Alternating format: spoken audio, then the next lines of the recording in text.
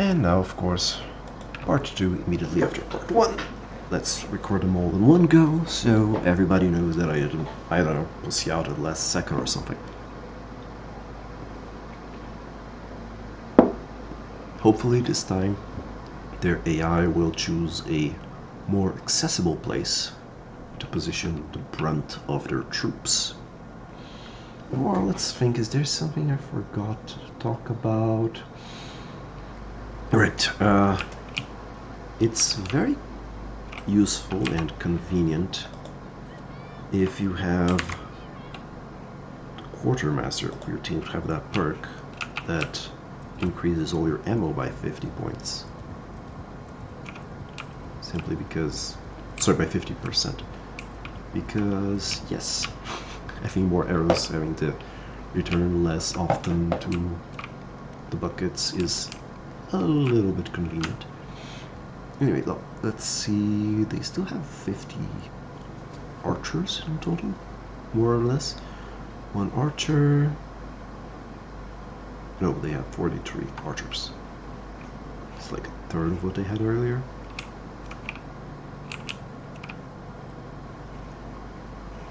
Means our job will be a lot easier, a lot less people to kill, a lot less assholes immediately aiming at the gate as soon as we walk in. Actually, I might, I don't know, I was considering not dumping the horse and just using it to go all the way through, but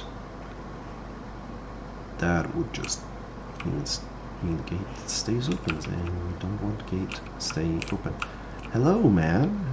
Have you considered how much you helped me by opening the gate? No? Okay, that's because you're stupid. And now, because there's a lot less infantry, the conga line is considerably reduced. Hold your shield up. Slam the horse against the wall. Close the gate. Beware the archers, apparently. Run. Find a sniping spot.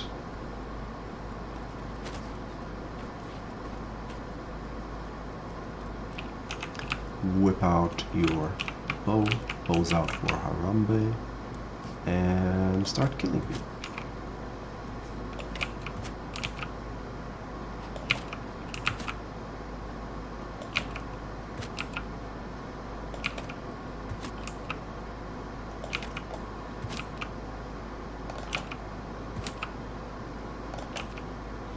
The good thing about having a lot of enemies is that they are easy targets.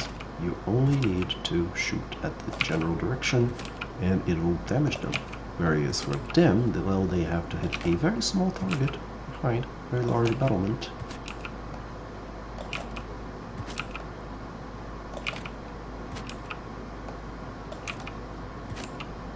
And again, they're too stupid to just open the gate up. Personally, okay, if I were the dev and I wanted to fix this, because no man should be able to solo siege a castle, what would I change? Well, first I would consider whether or not I wanted to replace this, because it's fun. Games are meant to be fun. You know, players, if you want to cheese things and break immersion or whatever, do it. You know, it's a single player game. Where are you hurting, really? But let's say I am of a mind that this needs to be fixed, and frankly, I am not entirely sure. But how would I fix it? Well, number one, ranged units should be able to open the gates. Easy. Number two, when the gates are opened, some troops should, I'm talking like 4 or 5 dudes, should stay at the gate and make sure, you know, nobody sneaks in, like I did.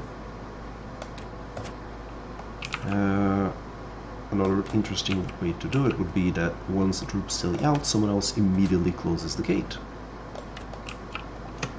That means, yes, the troops kind of stay locked outside, and then they can only go back in once they've defeated the enemy, which is something that happens out of the screen because once the fight is over, you know, whatever. And as you can see here, having really good armor is really good. When I started doing these cheeses, I was going for a light armor build. Like, I wouldn't equip any armor with over like 7 weight. So my armor class was kind of horrible. And I still could do it. So yeah, this is very doable at early-ish levels. Because you don't need good gear. All you need is a way to cheese, of course. Having good gear makes things easier. Duh, being high level makes things easier. That's the whole point of leveling. But I think you can probably do this pretty much right off the bat. Because even if you fail, you get so many levels that the second time you go for it will be way, way easier. And then the third time will be even easier, and so on. Until you very quickly start having an easy time. Now let's see if they were annoying and stuck very, very far out. Or, oh yeah, they're there. Same place as before. And they didn't even put their ballista on the high ground. They put it like at the very edge of the wall. And these castles are so short. And I can't even see where they are because of all the burning debris. I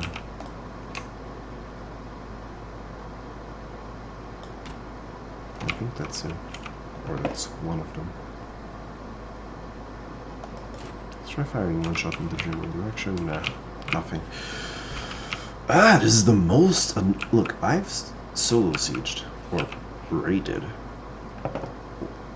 over a dozen castles. I took pretty much all of the Vlundians and the Batanians, all of them, like this.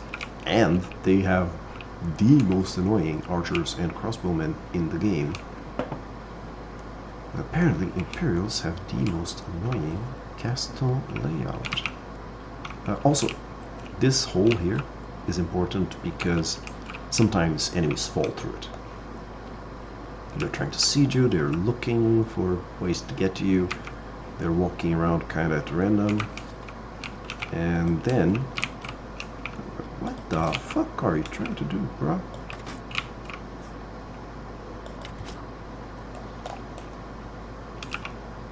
Did not expect one. Anyway, what was I saying? Oh yes, the hole. Sometimes enemies fall through the hole, and that is why it's important to keep both holes closed.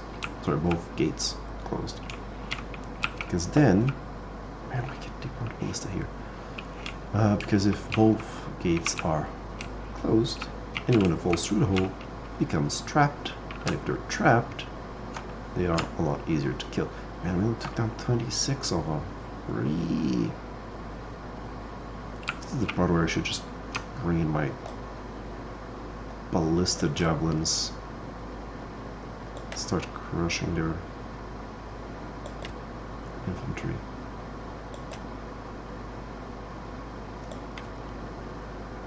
Oh, what? This character has a throwing build. That idiot just died and dropped a bunch of javelins. So now you've seen how to do it. Given enough patience, we can take out every last one of them.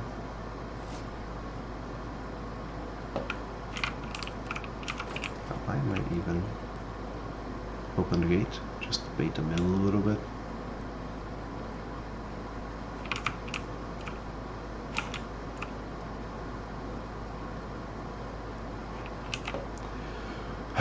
Now this is getting stupid, man. Why can't they just stay away from the hill and let me kill them? Oh. Are you going to be good boys and let me... Oh my god, the bait worked. The bait has worked. Didn't work as well. I'm not going to be able to ballista them, but I can stone them. And if you stone them, they 100% get captured.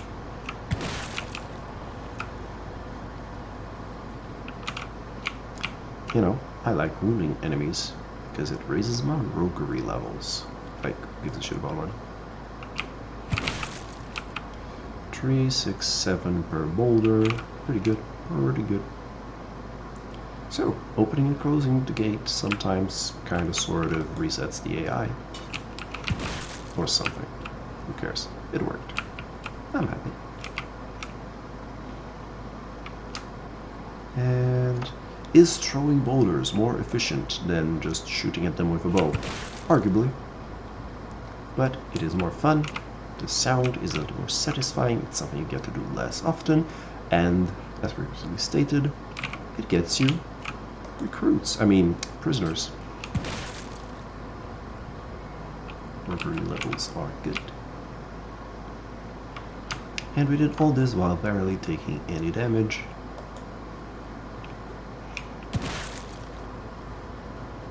Yeah, now those guys are probably all running away.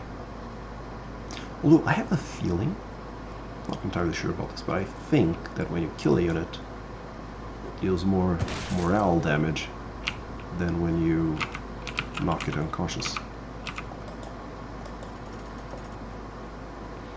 Now, killing these guys would be nice, because otherwise I'm gonna have to fight them in the keep.